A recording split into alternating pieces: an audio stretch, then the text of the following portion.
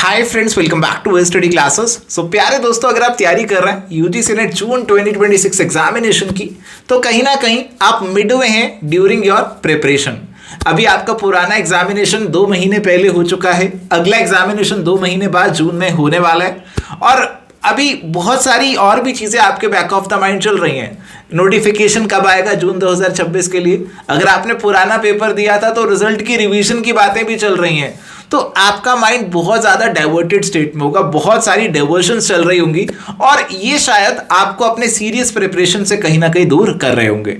देखो, अगर आप जून 2026 के लिए सीरियसली तैयारी कर रहे हैं, अगर आप एक सीरियस एस्पिरेंट है, तो ये जो टाइम है ना, this is very very crucial. ये वाला टाइम अगर वेस्ट कर दिया तो दोबारा नहीं आएगा, क्योंकि अभी अगर आप समय गवाते रहे ना, अभी वो क्रूशियल वाला स्टेज शुरू हो चुका है। अब एक एक दिन जैसे जैसे बीत रहा है ना, वैसे वैसे आपका जो प्रिपरेशन है ना, वो पूरा नहीं हो पाएगा, कुछ ना कुछ आपको छोड़ना ही पड़ेगा।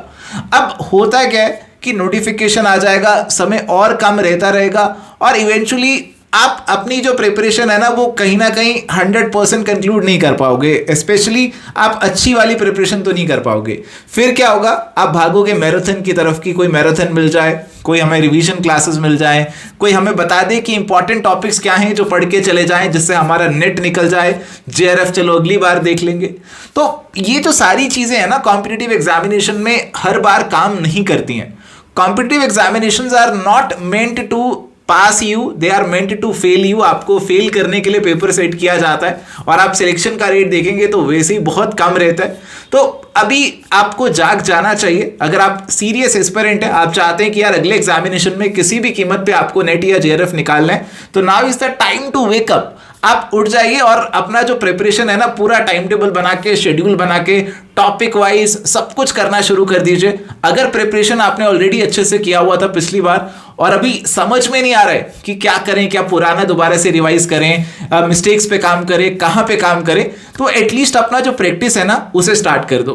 प्रिपरेशन किया हुआ ऑलरेडी, प्रिपरेशन बोरिंग लगता है वापस से करना, तो प्रैक्टिस स्टार्ट कर दो, एमसीक्यूज करने शुरू कर दो।